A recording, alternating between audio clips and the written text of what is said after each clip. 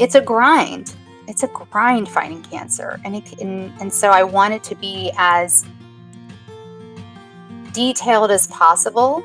And so the book's not for everyone. Some people feel like that's too much, but I've read so many memoirs about cancer, and I felt like most of them glossed over the hard stuff. And I didn't want to gloss over the hard stuff. I wanted to include the good, the bad, and the ugly. Welcome to Believe in Progress, the American Association for Cancer Research Foundation podcast.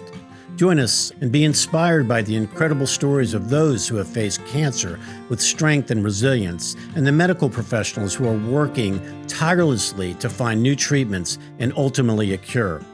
Believe in Progress isn't just about the science of cancer. It's about the human side of this disease. Together, we can make progress in the fight against cancer and bring hope to those who need it most. Welcome to another inspiring episode of the Believe in Progress podcast, brought to you by the AACR Foundation. I'm your host, Mitch Stoller, your host and Chief Philanthropic Officer at the AACR. Today, we have the privilege of speaking with Andrea Wilson-Woods, a renowned keynote speaker, writer, and the founder of Blue Faery, the Adrien Wilson Liver Cancer Association. Andrea's journey is not just one of personal resilience, but also of profound advocacy in the fight against liver cancer.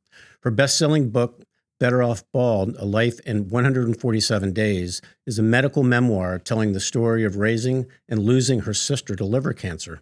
The book is a touching tribute to her sister and a beacon of hope for many. Today, we will also delve into Andrea's story, her mission with Blue Faery, and how her work is making a significant impact in the realm of liver cancer research, education, and advocacy.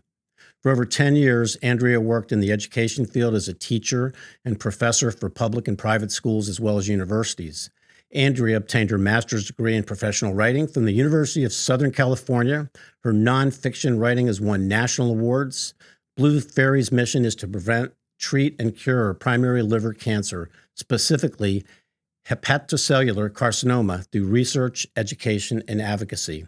Their work will improve the quality of life for HCC patients, support their caregivers, and give them hope, information, and a voice.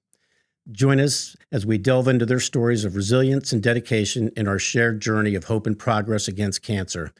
Andrea, so great to have you here today. Welcome to Believe in Progress. Oh, thank you so much, Mitch. I'm thrilled that we could finally make this happen. I know it's been a little while, but we've made it happen. Yes. We have persevered, in fact. So I'd love for you to tell the audience a little bit about your journey, your story, how Blue Faery came about, and I think it'd be really interesting to hear. Yeah, of course. So the organization is named after my sister Adrien. When I was 22 years old, I was living in LA. I had graduated from USC, and Adrien came to visit me for what was supposed to be a 2-week Christmas vacation. She was 8 at the time. And the day after Christmas, our mother called and said she didn't want to be a mother anymore. And her life had really been falling apart. I didn't understand the seriousness of our mother's addiction, and I had sort of watched things unravel. And in fact, at that point, even though I didn't have very much money, I was sending money home. And so I ended up getting custody of my sister. We have the same mother, I should say this, different fathers. So her father died before she was born, and she never knew him. And yeah, eventually I actually took my mother to court, sued her, won, and I raised Adrien all through my 20s. And just when it felt like life was getting easier and more stable, um, things just changed. I came home from work one day. I was a teacher to be on her schedule, and she went to high school from 7 to 2, and I worked 8 to 3. So when I walked in the door, she knew the rules in our house. I was very strict. I was not the fun parent at all. So the You laid the rules law were, down. yeah, homework first. And so I expected to see her at the kitchen table doing her homework, and instead she was in a fetal position on the living room floor, Mm. clutching her right side, saying she couldn't breathe. And so we immediately went to her pediatrician, and he had seen her exactly 2 weeks to the day before, because she had had right shoulder pain.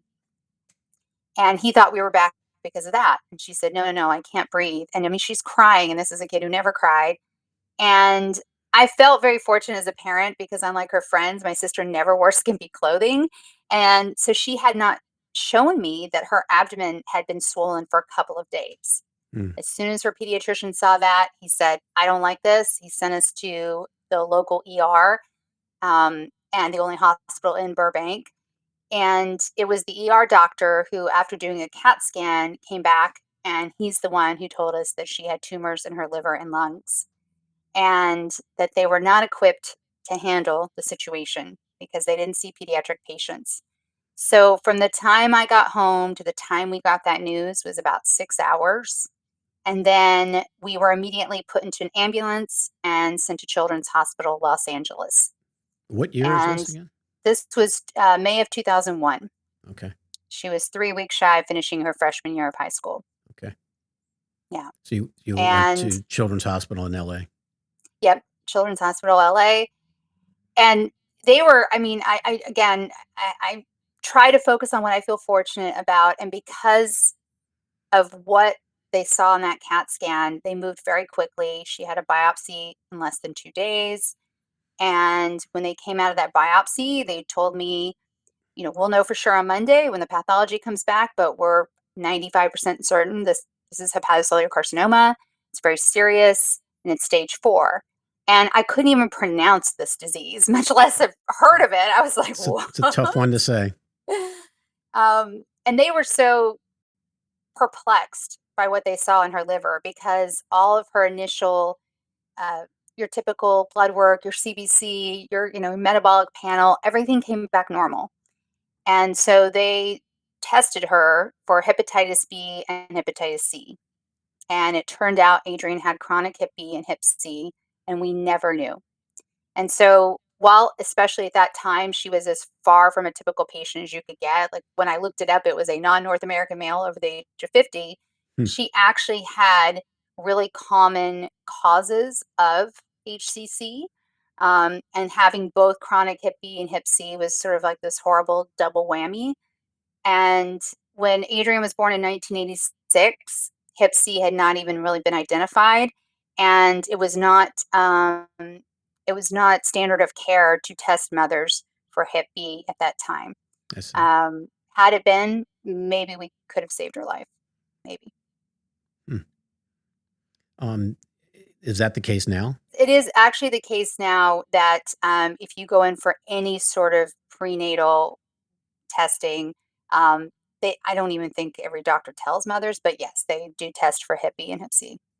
And prior to that time when you found her, in a prone position, Yeah. was she healthy and like, Yes. energetic and all that? Oh yeah. Every day she was part of the dance team. That was her PE credit. She actually almost failed PE in middle school, which was highly embarrassing because at one point I was a PE teacher. But she got to high school Wait, and she got to you were a PE teacher? for 1 year. Yes, yeah. Oh, I started my career as a physical education teacher as well. Really? Yeah, 6 years. Yeah. How about that? Yes. I only did it for 1 year. So yeah, it was highly embarrassing when she almost flunked PE in middle school and Right. ruined an otherwise perfect GPA. But in high school, she got to choose, so many more, options. And so she chose dance. And so she had been auditioning for the next year's program. I mean, she was very active. The only other symptom she had had was that right shoulder pain, which we now know was a sign of advanced liver cancer. Not don't want people to panic if they have right shoulder pain, but it is a sign. There's a nerve that goes from your liver to your right shoulder, and so it's referred pain from the liver. And then she did have some acid reflux. That was really Hmm, it. And hmm, she was chewing on Tums like they were Tic Tacs or something. And it was kind of one of those things as a parent where I could control what she ate at home, but I couldn't control what she ate at school. And yeah, so my attitude was like, your annual physical is coming up. We'll ask your pediatrician about it, but stop eating tacos at school. Like, just stop eating the crap at school. right, right. So I really didn't think anything of it. Hmm. But Andrea, here all along she's stage 4, so this Stage was 4. spread through her body It was in even her before. lungs. Yeah. It Right. had spread to her lungs. Yep. And we did Wow. not know. And Wow. they said if they had, and it was a guess, it was very speculative, but they said she was probably, it was very aggressive, and she was probably sick her entire freshman year. Wow. So, Yeah. Andrea, your book that we're going to show Oh, everybody here, Better thank, Off Bald, it's a powerful narrative of your experience. What thank motivated you you. to share this story, and what impact do you hope it has on people that read it? Well, first of all, thank you for saying that about the book. I always knew I was going to write our story as sisters, and because we had so many challenges, and I mean, I've never loved anyone the way I loved my sister. It's gonna make me tear up, but I mean, just this absolute unconditional love. And some of my favorite reviews are that this is a love story, and it really is in some Hmm. ways. Um, but this was not the book I thought I was gonna write, this was not it. And um, so the story turned out quite differently than I thought. But I really wanted to help other people. There were absolutely no resources for HCC patients. There weren't even resources for parents, and I was so desperate for help. And I wanted our story to, I hope, inspire people, but also just help them with sort of it's a grind. It's a grind fighting cancer, and so I wanted to be as detailed as possible. And so the book's not for everyone. Some people feel like that's too much, but I've read so many memoirs about cancer, and I felt like most of them glossed over the hard stuff. And I didn't want to gloss over the hard stuff. I wanted to include the good, the bad, and the ugly. Hmm. And people, what kind of feedback do you get from? Well, this is probably not just it is specific to liver, but Yeah. it's relative to other cancers as well, right? Yeah, yeah. I mean, I love getting feedback from people, whether it's by email or just reviews saying that they learned what they need to do, and they learned that they need to get a second opinion, and they need to take notes, and they need to have an advocate at all times. And that is so special. And one of my favorite stories, and she's now a volunteer for Blue Fairy, she had just finished reading my book the weekend before her husband died, and Mm. he, had HCC. He actually had stopped treatment, had to renew hospice twice. His quality of life was so good, and but that Monday morning, she finishes my book on Saturday. That Monday morning, he wakes up and his speech is slurred. And she realized she knew exactly what was going on because she had finished my book. And the same thing had happened with Adrien. Like the day before, she was fine. And the next day, her speech is slurred. She called the hospice nurse and said, "He's losing oxygen. Please come over now." And he died at home within 2 days of that happening. But she knew exactly what to do, and she felt empowered to do it. Is that because it was detailed in the book, Yeah. that episode? Mhm. Yes. Wow. Um, and you must feel good about getting feedback from families, cancer I do. survivors, people dealing with it. I mean, that must make you feel like, you are making a great impact, but it's gotta be really reinforcing for that. Yeah, yeah, it is. It does Yeah. feel really good. Blue Fairy, tell us how'd you get that name?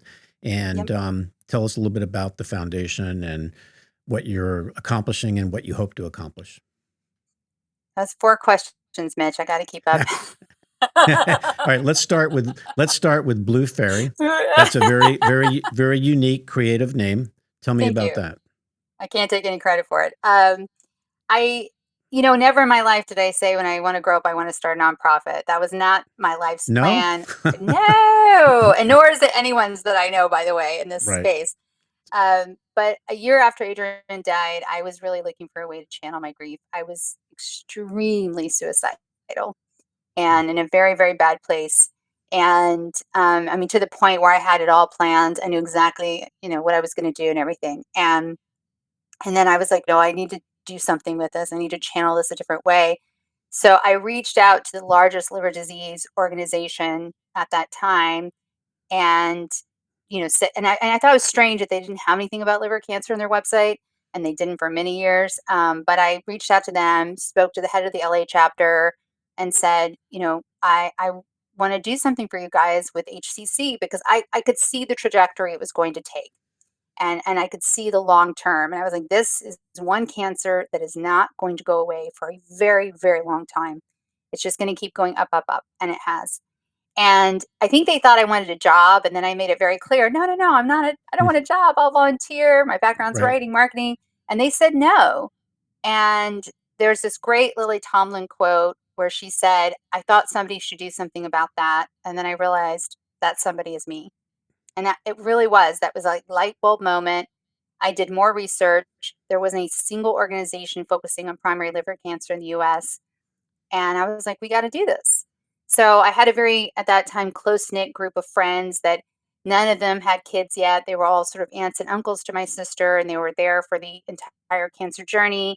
And I reached out to them and I said, I need help with the name here because liver cancer has to be part of it so people know what we do. And her name has to be part of it because this is her legacy. And I said, but something's missing from a marketing standpoint. I was like, something's not quite there.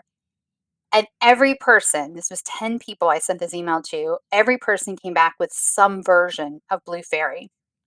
Blue was Adrien's favorite color, Okay. so much so that when I finally let her dye her hair, she dyed it blue. Mm. It was, and she got a blue wig to maintain her look Okay. when it started falling out from chemo.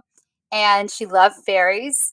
And that summer, she was sick. She bought these blue, beautiful butterfly wings, and we started calling her our blue fairy. And so it was like, oh my gosh, like the name was right in front of my face the whole time. And the actual face of our fairy is based on Adrien's face. And did those 10 people that you asked their opinions, did they know, did they have some inkling about this? Did they know Adrien as well?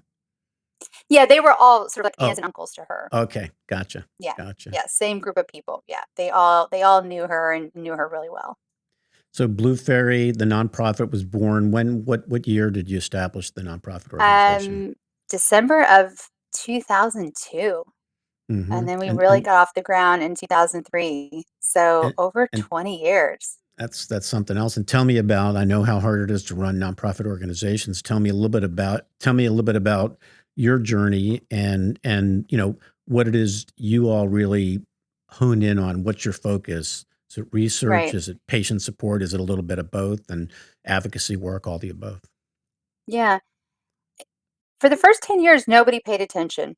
Uh, Really. I mean, we had a medical advisory board, we found the doctors, patients found us, but just generally speaking, no one paid attention. Um, I mean, when I say shoestring budget, I mean shoestring budget. It was just kind of scraping by. And and every time I thought I was ready to just throw in the towel and give up because it just felt like we were not getting traction, I would hear from a patient. I always gave out my number and patients could call me at any time and they still do. And it always felt like a sign, like, just keep going, just keep going. The world's going to catch up. The world's going to catch up and people are going to start to care about this cancer. And so it took a long time. But from the very beginning, we started with the education component. And it really came from my own experience when Adrienne was diagnosed. Her doctor gave us these one sheets on her chemo, and I was like, well, that's great, but I need to learn about the disease first.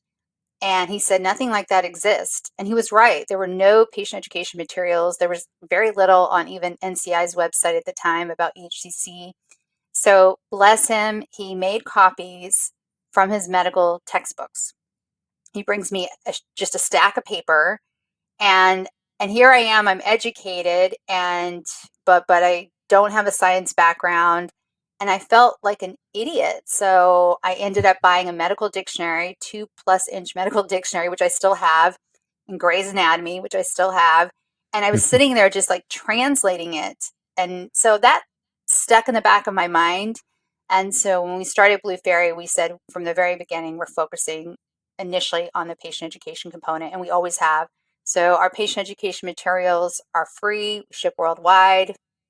I've got an order right to the side of my desk here for India.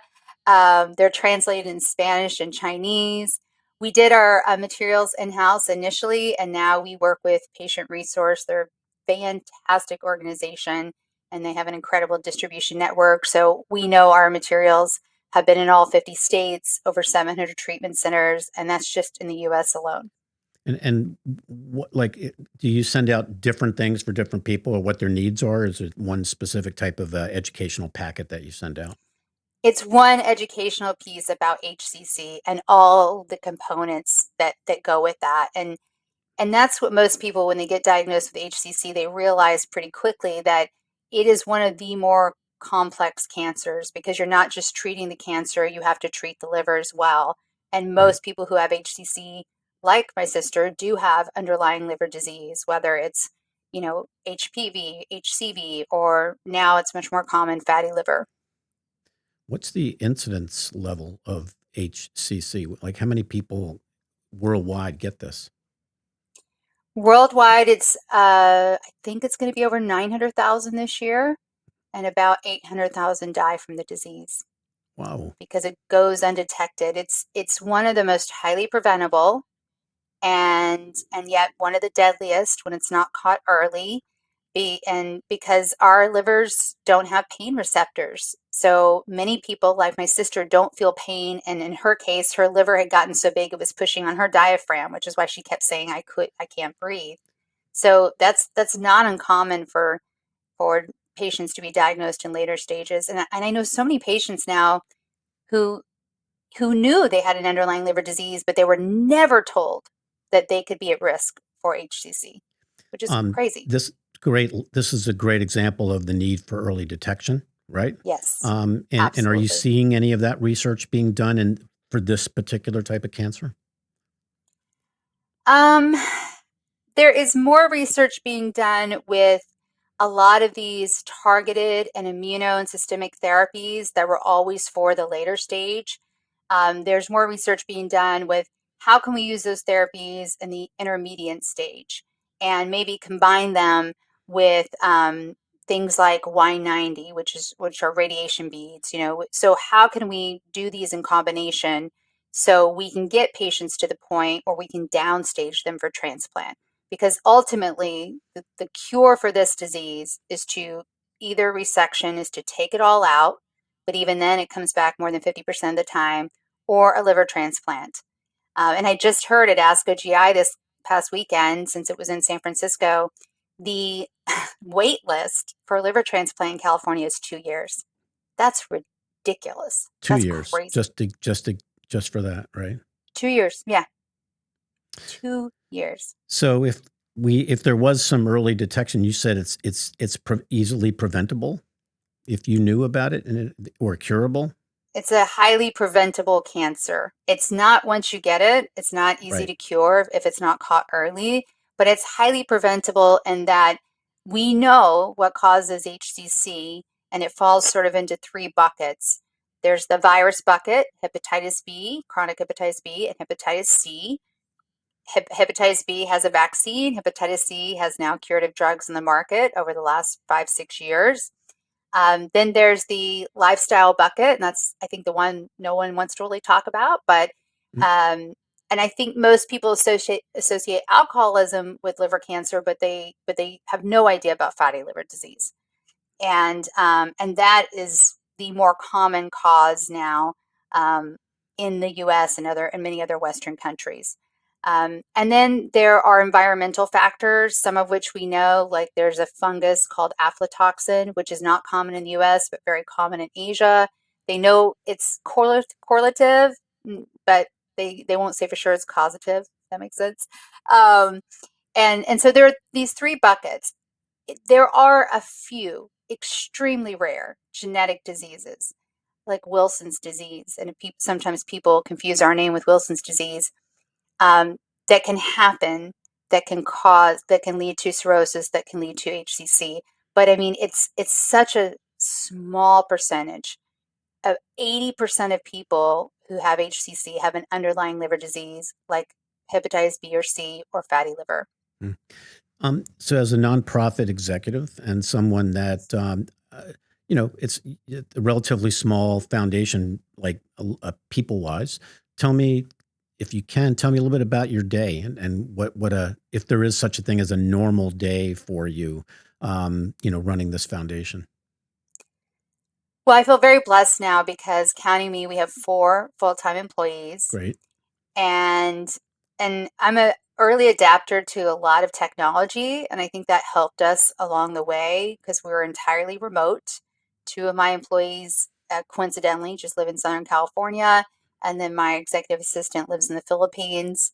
And so we sort of have standard working hours, and then my team knows, I think I do a very good job, or we do a good job of orientation and training, and we talk about communication.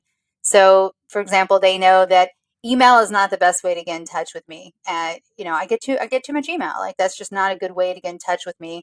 And so we have our communication channels. We prefer Google Chat, and they know that's the only notification that's turned on my phone. That's it, nothing else. So even when I'm traveling, they know they can get in touch with me, like this last past weekend. And then we use tools like Basecamp, which is a project management tool. I know it. And so yeah, we use a lot of tools to make it work.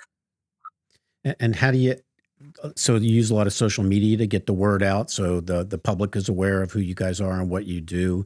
Websites out there pretty prominent, but what are some of those tools that you use? Ooh, that's a great question. PR has been one of our biggest challenges that we've really been working on. Not the social media aspect, but organic social media is not what it was even 5 years ago, right? And so most people are not going to see your post on organic social media unless they're already know you and they follow you. And so that can be a little bit challenging.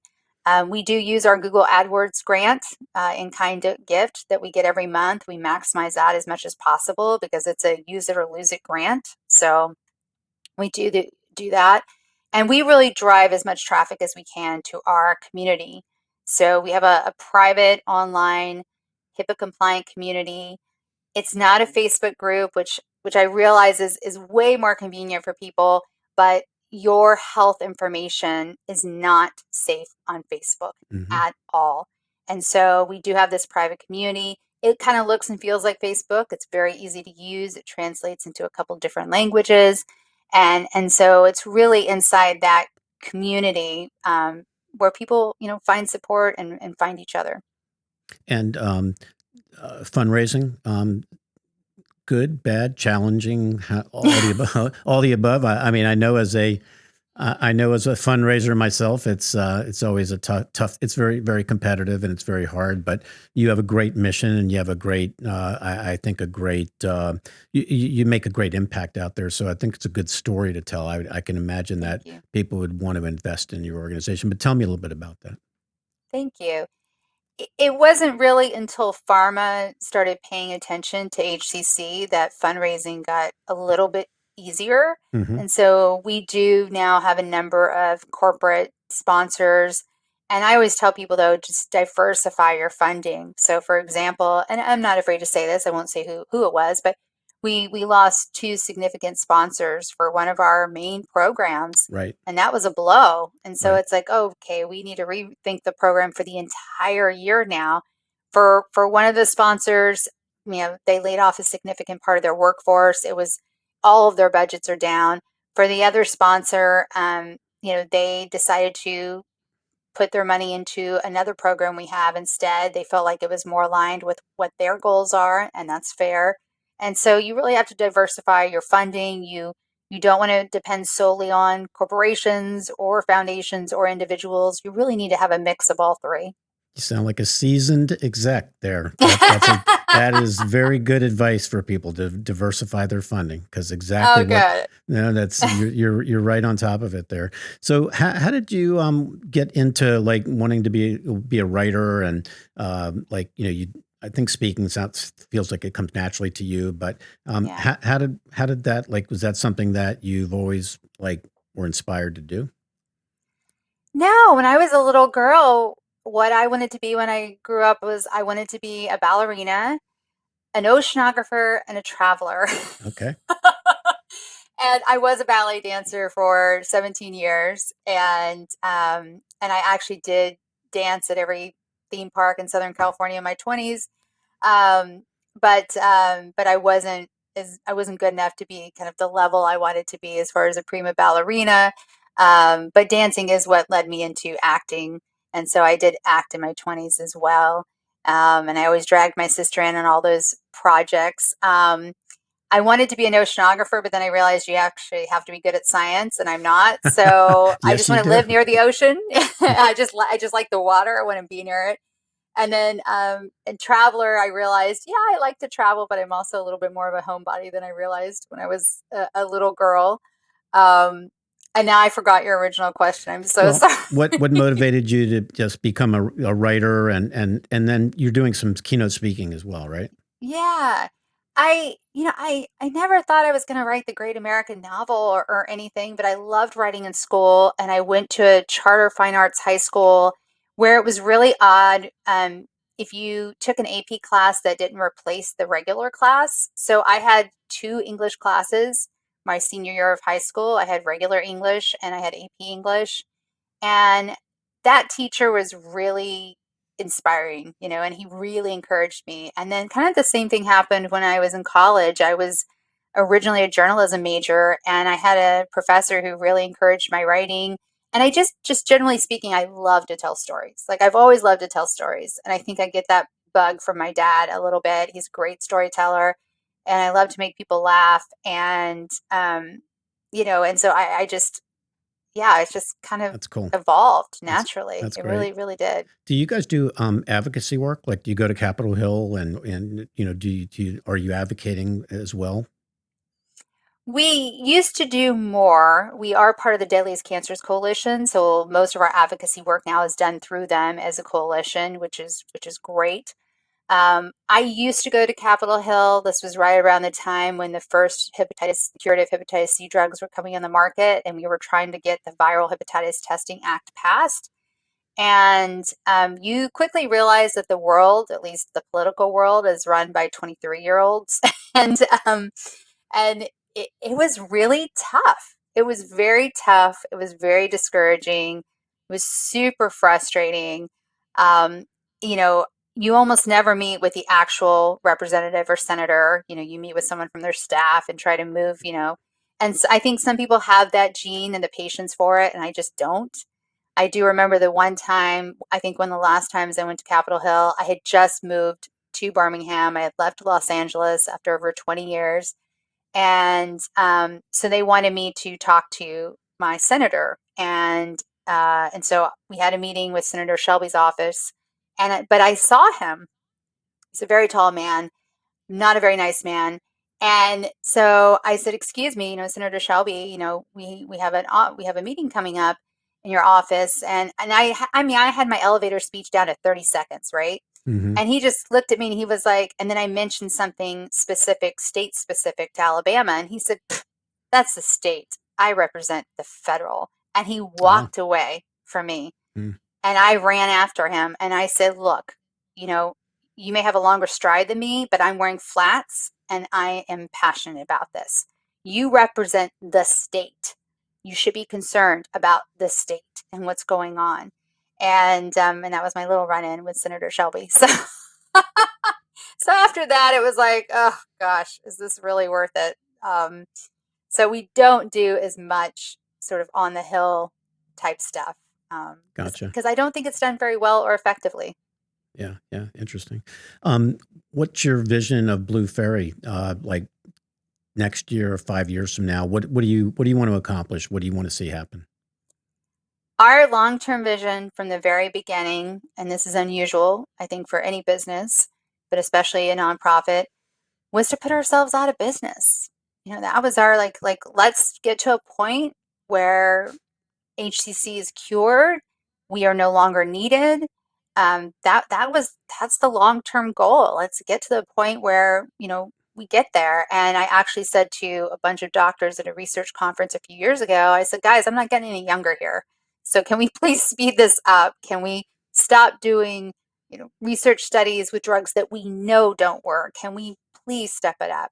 And so one of the other programs we have is we have the Blue Fairy Award for excellence in liver cancer research. And we really reward those researchers, those scientists, those doctors who who are innovative, who are thinking outside the box. And at the time of this recording, because I don't know when it's going to air, but the award period is open. It closes at the end of this month. And then we always announce the winner on my sister's birthday on April 8th. And so the opportunity to apply ends end of January. That's correct. Yes. Okay, and that's a scientific advisory group looks at those awards. Is that how that works? Yes, so it is my favorite board meeting of the year. It's our February board meeting. It can get quite contentious. Our medical advisory board chair, he puts his 2 cents in and makes recommendations, but it's exciting because it's gotten very competitive. It's very much sort of a who's who. It's an international award as well, so we've had 2 international recipients.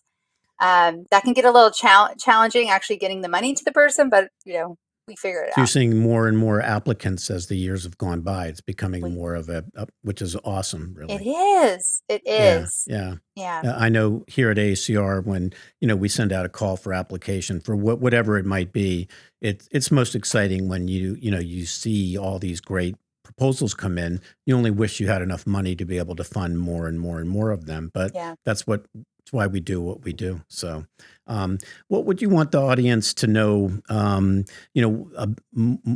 If they want to get in touch with you, if they want to get in touch with the foundation, is the website the best place to go to kind of get in the front door? Yeah. Bluefaery.org, BLUEFAERY. And we spell fairy with an E because that's the way my sister liked it.